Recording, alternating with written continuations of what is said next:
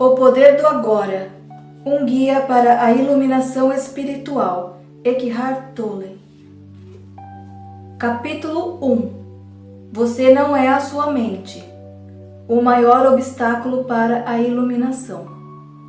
Iluminação, o que é isso? Por mais de 30 anos, um mendigo ficou sentado no mesmo lugar, debaixo de uma marquise, até que um dia, uma conversa com um estranho mudou sua vida. Tem um trocadinho aí para mim, moço? Murmurou, estendendo mecanicamente seu velho boné. Não, não tenho, disse o estranho. O que tem nesse baú debaixo de você? Nada, isso aqui é só uma caixa velha. Já nem sei há quanto tempo sento em cima dela. Nunca olhou o que tem dentro? Perguntou o estranho. Não, respondeu. Para quê? Não tem nada aqui, não. Dá uma olhada dentro, insistiu o estranho, antes de ir embora. O mendigo resolveu abrir a caixa. Teve que fazer força para levantar a tampa e mal conseguiu acreditar ao ver que o velho caixote estava cheio de ouro. Eu sou o estranho sem nada para dar, que está lhe dizendo para olhar para dentro. Não de uma caixa, mas sim de você mesmo. Imagino que você esteja pensando indignado, mas eu não sou um mendigo. Infelizmente, todos que ainda não encontraram a verdadeira riqueza, a radiante alegria do ser e uma paz inabalável são mendigos, mesmo que possuam bens e riqueza material. Buscam do lado de fora migalhas de prazer, aprovação, segurança ou amor, embora tenham um tesouro guardado dentro de si, que não só contém tudo isso, como é infinitamente maior do que qualquer coisa oferecida pelo mundo. A palavra iluminação transmite a ideia de uma conquista sobre-humana, e isso agrada ao ego, mas é simplesmente o estado natural de sentir-se em unidade com o ser. É um estado de conexão com algo imensurável e indestrutível. Pode parecer um paradoxo, mas esse algo é essencialmente você e ao mesmo tempo é muito maior do que você. A iluminação consiste em encontrar a verdadeira natureza por trás do nome e da forma. A incapacidade de sentir essa conexão dá origem a uma ilusão de separação, tanto de você mesmo quanto do mundo ao redor.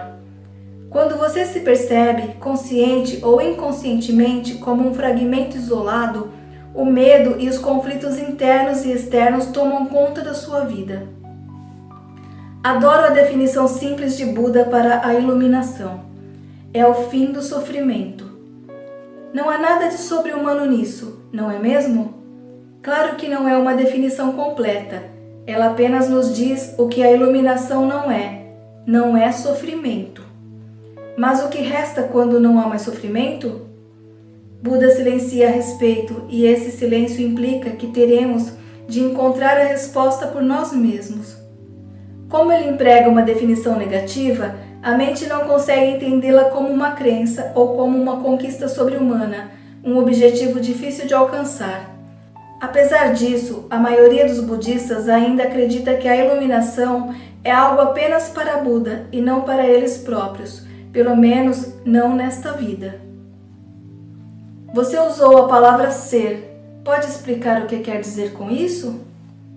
Ser é a eterna e sempre presente vida única que existe além das inúmeras formas de vida sujeitas ao nascimento e à morte. Entretanto, o ser não está apenas além, mas também dentro de todas as formas, como a mais profunda, invisível e indestrutível essência interior. Isso significa que ele está ao seu alcance agora, sob a forma de um eu interior mais profundo, que é a verdadeira natureza dentro de você. Mas não procure apreendê-lo com a mente. Não tente entendê-lo. Só é possível conhecê-lo quando a mente está serena.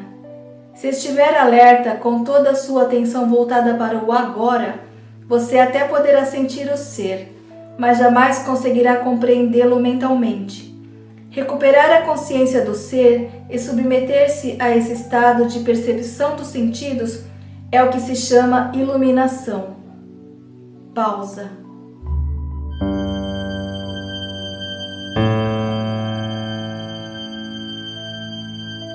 Quando você diz ser, está falando sobre Deus? Se estiver, por que não diz expressamente? A palavra Deus tornou-se vazia de significado ao longo de milhares de anos de utilização imprópria.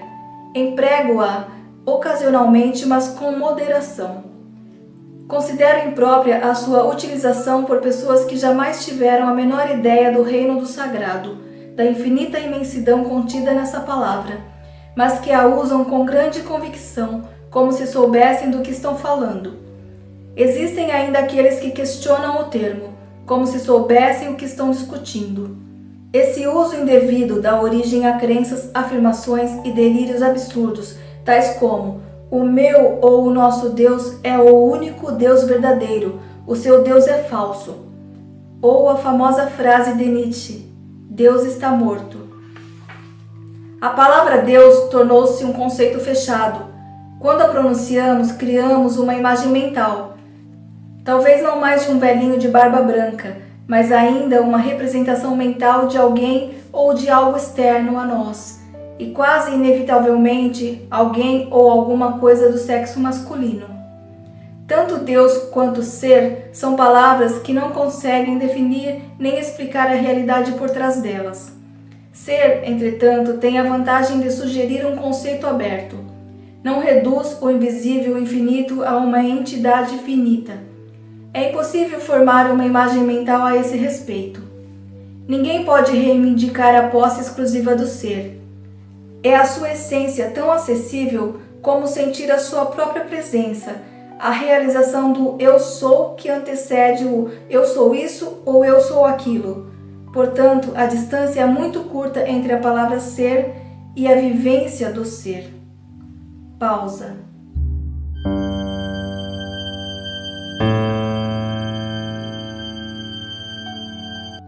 Qual o maior obstáculo para vivenciar essa realidade? Identificar-se com a mente, o que faz com que estejamos sempre pensando em alguma coisa. Ser incapaz de parar de pensar é uma aflição terrível, mas ninguém percebe porque quase todos nós sofremos disso e então consideramos uma coisa normal. O ruído mental incessante nos impede de encontrar a área de serenidade interior, que é inseparável do ser. Isso faz com que a mente crie um falso eu interior que projeta uma sombra de medo e sofrimento sobre nós. Examinaremos esses pontos detalhadamente mais adiante.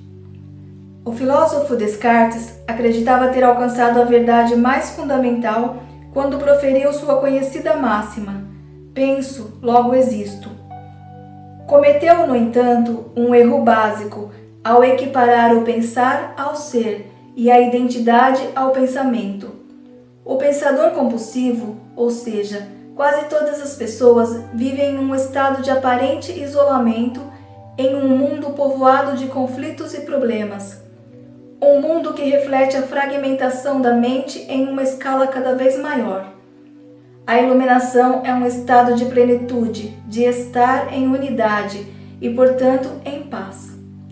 Em unidade tanto com o universo quanto com o eu interior mais profundo, ou seja, o ser. A iluminação é o fim não só do sofrimento e dos conflitos internos e externos permanentes, mas também da aterrorizante escravidão do pensamento. Que maravilhosa libertação! Se nos identificamos com a mente, criamos uma tela opaca de conceitos, rótulos, imagens, palavras, julgamentos e definições que bloqueia todas as relações verdadeiras. Essa tela se situa entre você e o seu eu interior, entre você e o próximo, entre você e a natureza, entre você e Deus. É essa tela de pensamento que cria uma ilusão de separação, uma ilusão que existe você e um outro totalmente à parte. Esquecemos o fato essencial de que, debaixo do nível das aparências físicas, formamos uma unidade com tudo aquilo que é. Por esquecermos, quero dizer, que não sentimos mais essa unidade como uma realidade evidente por si só. Podemos até acreditar que isso seja uma verdade, mas não mais a reconhecemos como verdade. Acreditar pode até trazer conforto. No entanto, a libertação só pode vir através da vivência pessoal. Pensar se tornou uma doença. A doença acontece quando as coisas se desequilibram. Por exemplo, não há nada de errado com a divisão e a multiplicação das células no corpo humano. Mas, quando esse processo acontece sem levar em conta com o organismo como um todo, as células se proliferam e temos a doença. Se for usada corretamente, a mente é um instrumento magnífico. Entretanto, quando a usamos de forma errada, ela se torna destrutiva. Para ser ainda mais preciso, não é você que usa a sua mente de forma errada. Em geral, você simplesmente não usa a mente. Ela que usa você. Essa é a doença. Você acredita que é a sua mente. Eis aí o delírio. O instrumento se apossou de você. Não concordo muito com isso. É verdade que penso muito sem um objetivo definido, como a maioria das pessoas, mas ainda posso escolher como usar a minha mente para ter e conseguir coisas, e faço isso o tempo todo.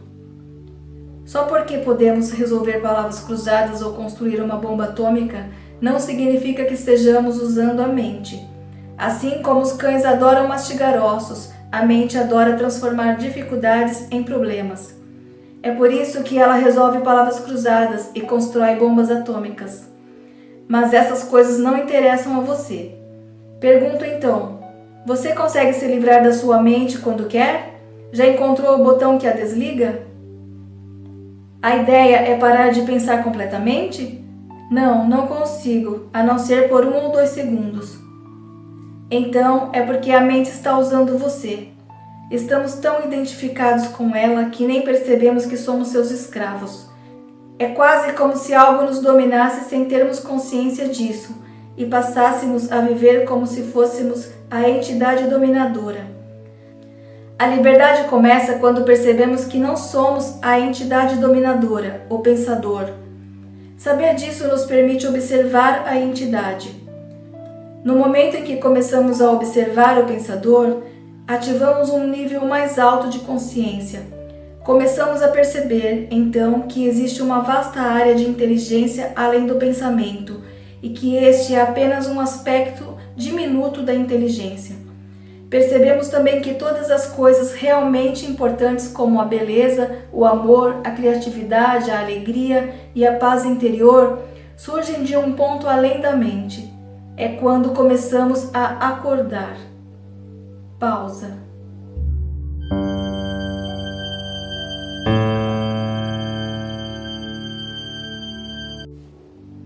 Libertando-se da sua mente. O que você quer dizer exatamente por observar o pensador? Quando alguém vai ao médico e diz, ouço uma voz dentro da minha cabeça, provavelmente será encaminhado a um psiquiatra. De uma forma ou de outra, praticamente todas as pessoas ouvem uma voz ou algumas vozes o tempo todo dentro da cabeça. São os processos involuntários do pensar, que acreditamos que não podemos interromper, manifestando-se como monólogos ou diálogos contínuos. Você já deve ter cruzado na rua com pessoas doidas, falando sem parar ou resmungando consigo mesmas. Isso não tem nada de diferente do que acontece com você ou com outras pessoas normais, exceto que vocês não falam alto. A voz comenta, especula, julga, compara, desculpa, gosta, desgosta, etc. A voz não precisa ser relevante para a situação do momento, pois ela pode estar revivendo o passado recente ou remoto, ou ensaiando ou imaginando possíveis situações futuras. Neste último caso, ela imagina sempre as coisas indo mal e com resultados desfavoráveis. É o que se chama de preocupação. Às vezes, essa trilha sonora é acompanhada de imagens ou filmes mentais. Mesmo que tenha alguma relação com o momento, a voz será interpretada em termos do passado. Isso acontece porque a voz pertence à mente condicionada, que é o resultado de toda a nossa história passada, bem como dos valores culturais coletivos que herdamos. Assim, vemos e julgamos o presente com os olhos do passado e construímos uma imagem totalmente distorcida. Não é raro que a voz se torne o pior inimigo de nós mesmos. Muitas pessoas vivem como um torturador em suas cabeças que as ataca e pune sem parar, drenando sua energia vital. Essa é a causa de muita angústia e infelicidade, assim como de doenças. A boa notícia é que podemos nos libertar de nossas mentes. Essa é a única libertação verdadeira. Dê o primeiro passo nesse exato momento.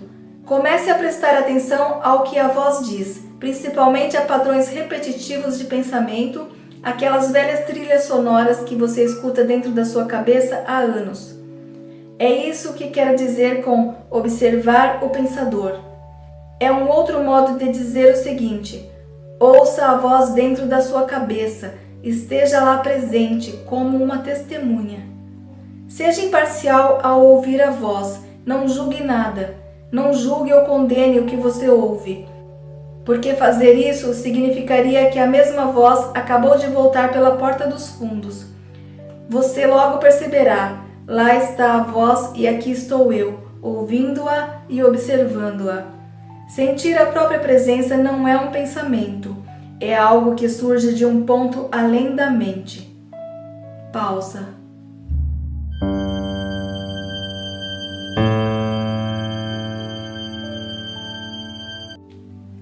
Assim, ouvir um pensamento significa que você está consciente não só do pensamento, mas também de você mesmo como uma testemunha daquele pensamento. Isso acontece porque uma nova dimensão da consciência acabou de surgir. Quando você ouve o pensamento, sente uma presença consciente, que é o seu eu interior mais profundo, por trás ou por baixo do pensamento. O pensamento, então, perde o poder que exerce sobre você e se afasta rapidamente, porque a mente não está mais recebendo a energia gerada pela sua identificação com ela. Esse é o começo do fim do pensamento involuntário e compulsivo. Quando um pensamento se afasta, percebemos uma interrupção no fluxo mental, um espaço de mente vazia. No início, esses espaços são curtos, talvez apenas alguns segundos, mas aos poucos se tornam mais longos. Quando esses espaços acontecem, sentimos uma certa serenidade e paz interior. Esse é o começo do estado natural de nos sentirmos em unidade com o ser, que normalmente é encoberto pela mente. Com a prática, a sensação de paz e serenidade vai se intensificar. Na verdade, essa intensidade não tem fim. Você também vai sentir brotar lá de dentro uma sutil emanação de alegria, que é a alegria do ser. Não se trata de um estado de transe, nada disso. Se o preço da paz fosse a perda da consciência e o preço da serenidade uma falta de vitalidade e de vivacidade, então não valeria a pena. É exatamente o oposto. Nesse estado de conexão interior, ficamos muito mais alertas. Estamos presentes por inteiro. Ao penetrarmos mais profundamente nessa área de mente vazia, como ela às vezes é chamada no Oriente, começamos a perceber o estado de pura consciência. Nesse estado, sentimos a nossa própria presença com tal intensidade e alegria que os pensamentos, as emoções, nosso corpo, o mundo exterior, tudo se torna insignificante comparado a ele. No entanto, não é um estado egoísta e sim generoso. Ele nos transporta para um ponto além do que antes julgávamos ser o nosso eu interior.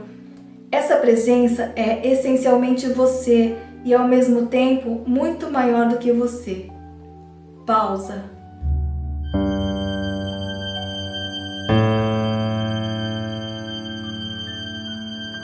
Em vez de observar o pensador, podemos também criar um espaço no fluxo da mente, direcionando o foco da nossa atenção para o agora.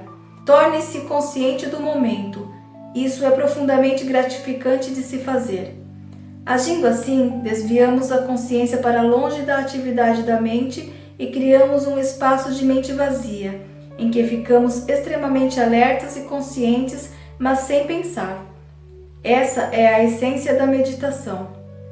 Na vida diária é possível pôr isso em prática dando total atenção a qualquer atividade rotineira, normalmente considerada como apenas um meio para atingir um objetivo, de modo a transformá-lo em um fim em si mesma. Por exemplo, Todas as vezes que você subir ou descer as escadas em casa ou no trabalho, preste muita atenção a cada passo, a cada movimento, até mesmo à sua respiração. Esteja totalmente presente. Ou quando lavar as mãos, preste atenção a todas as sensações provocadas por essa atividade, como o som e o contato da água, o movimento das suas mãos, o cheiro do sabonete e assim por diante. Ou então, quando entrar em seu carro, pare por alguns segundos depois que fechar a porta e observe o fluxo da sua respiração. Tome consciência de um silencioso, mas poderoso sentido de presença. Para medir sem errar o seu sucesso nessa prática, verifique o grau de paz dentro de você. Pausa.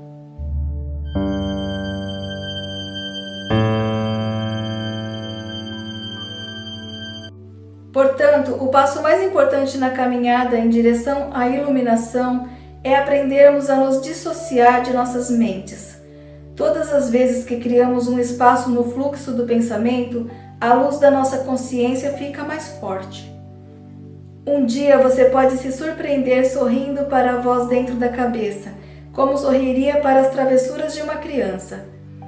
Isso significa que você não está mais levando tão a sério o que vai pela mente, pois o seu eu interior não depende dela. Iluminação, elevando-se acima do pensamento. O pensamento não é indispensável para sobrevivermos neste mundo? Nossa mente é um instrumento, uma ferramenta. Está ali para ser usada em uma tarefa específica e depois ser deixada de lado. Sendo assim, eu poderia afirmar que 80 a 90% dos pensamentos não só são repetitivos e inúteis, mas por conta de uma natureza frequentemente negativa, são também nocivos. Observe sua mente e verificará como isso é verdade. Essa atitude causa uma perda significativa de energia vital. Esse tipo de pensamento compulsivo é, na verdade, um vício. O que caracteriza um vício? Simplesmente não termos mais a opção de parar. O vício parece mais forte do que nós. Proporciona ainda uma falsa sensação de prazer, um prazer que quase sempre se transforma em sofrimento. Por que temos que ser viciados em pensar? Porque estamos identificados com esse processo, já que a percepção do eu interior tem origem no conteúdo e na atividade de nossas mentes. Acreditamos que deixaríamos de existir se parássemos de pensar. No processo de crescimento, construímos uma imagem mental de nós mesmos, baseada em nosso condicionamento pessoal e cultural. Podemos chamar isso o fantasma pessoal do ego. Consiste em uma atividade mental e só pode ser mantido através do pensar constante. A palavra ego tem sentidos diferentes para pessoas diferentes, mas aqui significa um falso eu interior, criado por uma identificação inconsciente com a mente. Para o ego, o momento presente dificilmente existe. Só o passado e o futuro são considerados importantes. Essa total inversão da verdade explica porque, para o ego, a mente não é totalmente funcional. O ego está sempre preocupado em manter vivo o passado, porque pensa que sem ele não seríamos ninguém, e se projeta no futuro para assegurar a continuação de sua sobrevivência e buscar algum tipo de escape ou satisfação lá adiante. Ele diz assim: um dia, quando isso ou aquilo acontecer, vou ficar bem, feliz, em paz. Mesmo quando o ego parece estar preocupado com o presente, não é o presente que ele vê, porque constrói uma imagem completamente distorcida a partir do passado. Ou então reduz o presente a um meio para obter o fim desejado, um fim que consiste em um futuro projetado pela mente. Observe sua mente e verá que é assim que ela funciona. O momento presente tem a chave para a libertação, mas você não conseguirá percebê-lo enquanto você for a sua mente. Não quero perder a minha capacidade de analisar e criticar. Não me importo em aprender a pensar de forma mais clara, com um sentido mais direcionado. Mas não quero perder esse dom, que considero o bem mais precioso que temos. Sem ele, seríamos apenas mais uma espécie animal. O predomínio da mente é apenas um estágio na evolução da consciência. Precisamos urgentemente passar ao próximo estágio, senão seremos destruídos pela mente que se transformou em um monstro. Falarei sobre isso em detalhes mais adiante. Pensamento e consciência não são sinônimos. O pensamento é um pequeno aspecto da consciência. O pensamento não consegue existir sem a consciência, mas a consciência não necessita do pensamento. A iluminação significa chegar a um nível acima do pensamento e não ficar abaixo dele, ao nível de um animal ou de uma planta. No estado iluminado, continuamos a usar nossas mentes quando necessário, mas de um modo mais focalizado e eficiente. Assim, utilizando nossas mentes com objetivos práticos, não ouvimos mais o diálogo interno involuntário e sentimos uma enorme serenidade interior. Quando usamos de fato nossas mentes e, em especial, quando necessitamos de uma solução criativa, há uma oscilação de segundos entre o pensamento e a serenidade, entre a mente e a mente vazia. O estado de mente vazia é a consciência sem o pensamento. Só assim é possível pensar criativamente, porque somente desse modo o pensamento tem alguma força real. O pensamento sozinho, quando não mais conectado com a área da consciência, que é muito mais ampla, rapidamente se torna árido, doentio e destrutivo. A mente é, em essência, uma máquina de sobrevivência. Ela executa muitas coisas boas quando, por exemplo, ataca outras mentes e se defende delas, coleta, armazena e analisa uma informação, mas não é nada criativa. Todo artista verdadeiro, quer tenha ou não consciência disso, cria a partir de um lugar de mente vazia que se origina de uma serenidade interior. A mente, então, dá forma ao impulso criativo ou insight. Até mesmo os grandes cientistas têm relatado que as suas descobertas mais originais aconteceram em um momento de serenidade mental. Uma pesquisa nacional realizada com alguns dos matemáticos mais preeminentes que já atuaram nos Estados Unidos, incluindo Einstein, para estudar seus métodos de trabalho, mostrou que o pensamento é apenas uma parte secundária da fase breve e decisiva do ato criativo em si. Logo, eu poderia dizer que a maioria dos cientistas não é criativa. Não porque não sabe pensar, mas sim porque não sabe como parar de pensar. Não foi a mente nem o pensamento que criou o milagre da vida ou nossos corpos. É claro que existe uma inteligência, de uma dimensão muito maior do que a da mente, trabalhando para manter tudo isso funcionando. Como uma simples célula humana que mede 1 por 1000 de 25,4 milímetros pode conter instruções dentro do DNA que encheriam 1000 livros de 600 páginas cada um? Quanto mais aprendemos sobre o funcionamento do corpo, mais percebemos como é vasta a inteligência que age dentro dele e como sabemos pouco a esse respeito. Quando a mente se relaciona com o corpo, transforma-se na mais valiosa das ferramentas. Serve então a alguma coisa maior do que ela mesma.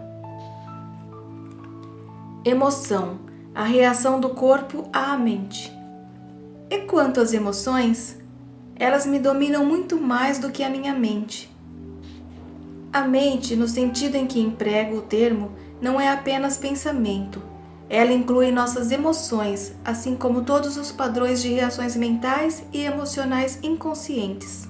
A emoção nasce no lugar onde a mente e o corpo se encontram. É a reação do corpo à nossa mente, ou podemos dizer, um reflexo da mente no corpo.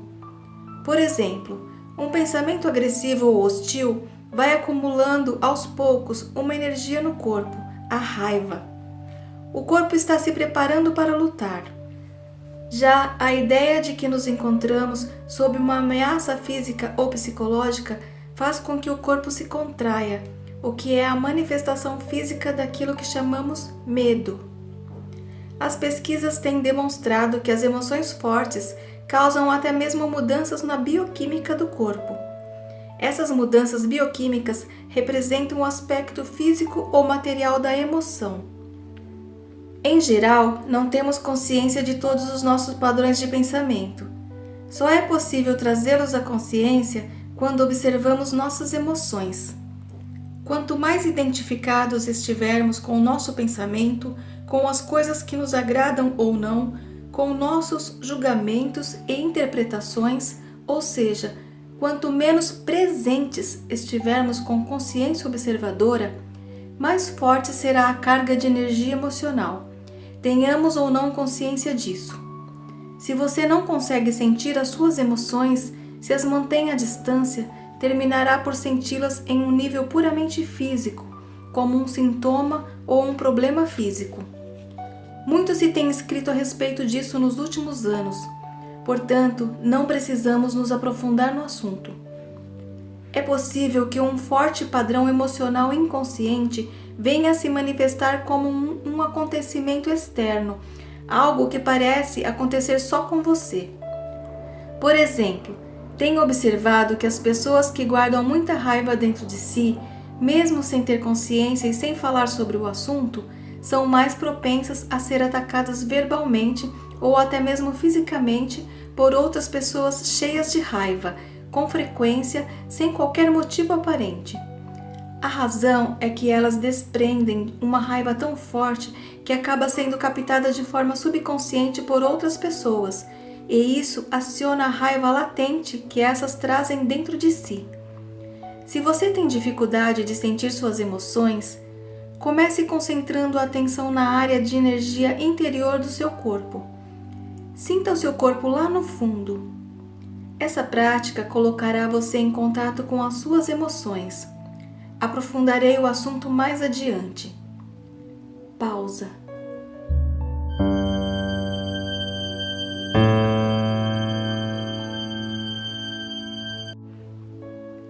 Você diz que a emoção é o reflexo da mente no corpo, mas às vezes ocorre um conflito entre os dois quando a mente diz não e a emoção diz sim, ou vice-versa. Se quisermos conhecer mesmo a nossa mente, o corpo sempre nos dará um reflexo confiável. Portanto, observe a sua emoção, ou melhor, sinta-a em seu corpo. Se houver um aparente conflito entre os dois, a verdade estará na emoção e não no pensamento.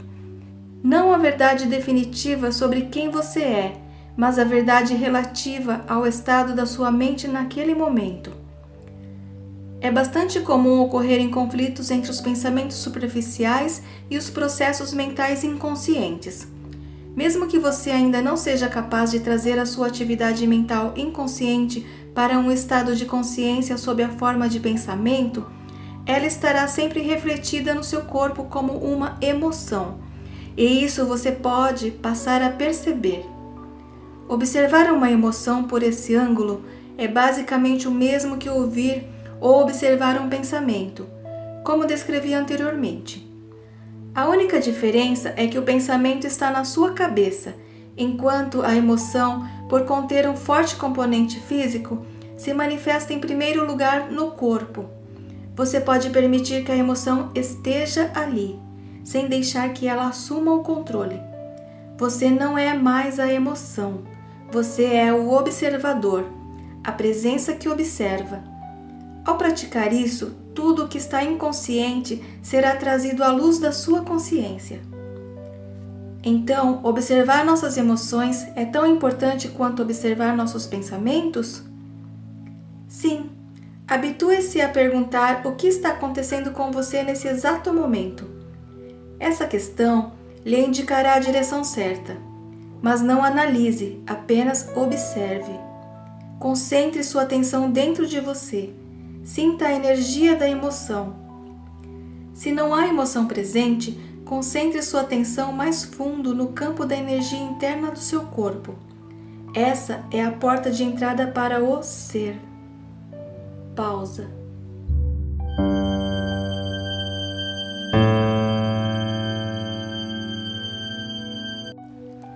Uma emoção, em geral, representa um padrão de pensamento amplificado e energizado.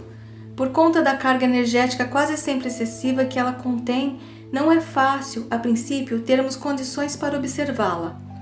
A emoção quer assumir o controle e quase sempre consegue, a menos que você esteja presente e alerta. Se você for empurrado por uma identificação inconsciente com a emoção, ela se tornará temporariamente você. É comum se estabelecer um círculo vicioso entre o pensamento e a emoção, porque um alimenta o outro. O padrão do pensamento cria um reflexo amplificado de si mesmo, na forma de uma emoção, fazendo com que a frequência vibratória desta permaneça alimentando o padrão de pensamento original. Ao lidar mentalmente com a situação, acontecimento ou pessoa que é identificada como causadora da emoção, o pensamento fornece energia para a emoção, a qual, por sua vez, energiza o padrão de pensamento e assim por diante. Basicamente, todas as emoções são modificações de uma emoção primitiva não diferenciada, cuja origem é a perda da percepção de quem somos por trás do nome e da forma. É difícil encontrar um nome que descreva essa emoção primitiva. A palavra medo é muito próxima, mas, além do sentido de ameaça permanente, ela pode ser entendida como um profundo sentimento de abandono e incompletude. Por isso, talvez seja melhor usar uma palavra que não se confunda tanto com aquela emoção básica e chamar isso simplesmente de sofrimento. Uma das principais tarefas da mente, uma das razões da sua atividade incessante, é a de combater ou eliminar o sofrimento emocional, embora ela invariavelmente só consiga encobri-lo por um tempo. De fato, quanto mais a mente tenta se livrar do sofrimento, mais ele aumenta. A mente nunca pode achar a solução, nem pode permitir que encontremos a solução, porque é ela mesma uma parte intrínseca do problema. Imagine um chefe de polícia tentando achar um incendiário, quando o incendiário é o próprio chefe de polícia.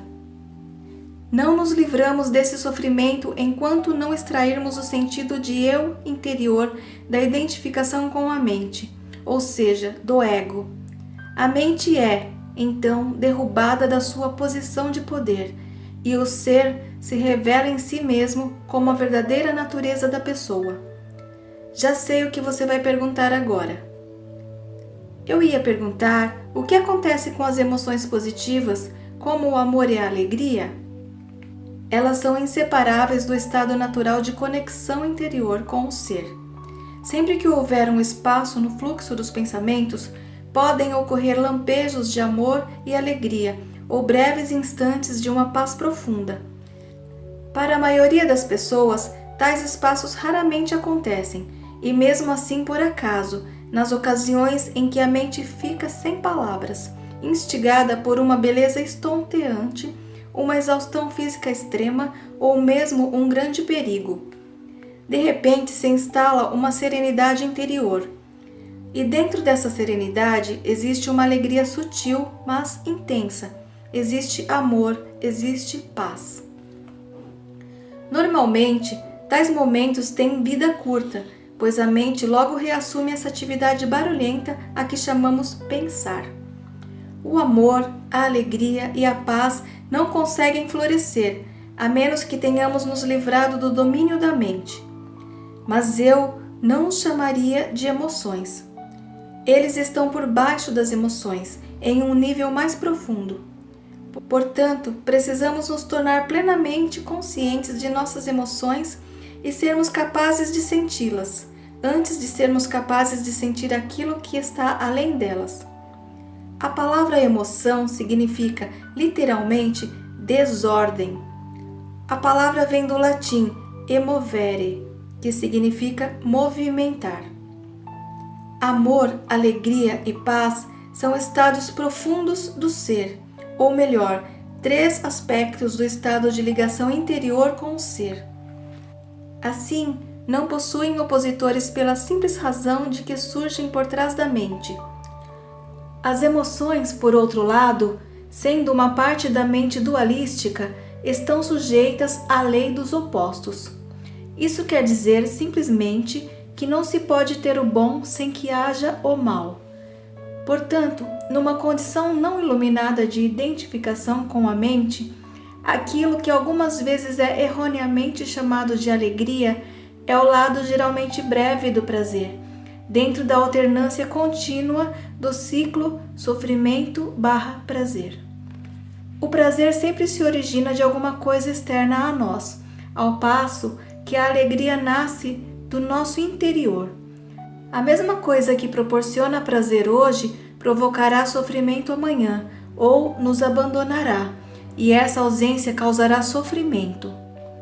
Do mesmo modo, o que se costuma chamar de amor pode ser prazeroso e excitante por um tempo, mas é um apego adicional, uma condição de necessidade extrema que pode vir a se transformar no oposto em um piscar de olhos. Muitas relações amorosas, passada a euforia inicial, oscilam entre o amor e o ódio, a atração e a agressão. O amor verdadeiro não permite que você sofra. Como poderia?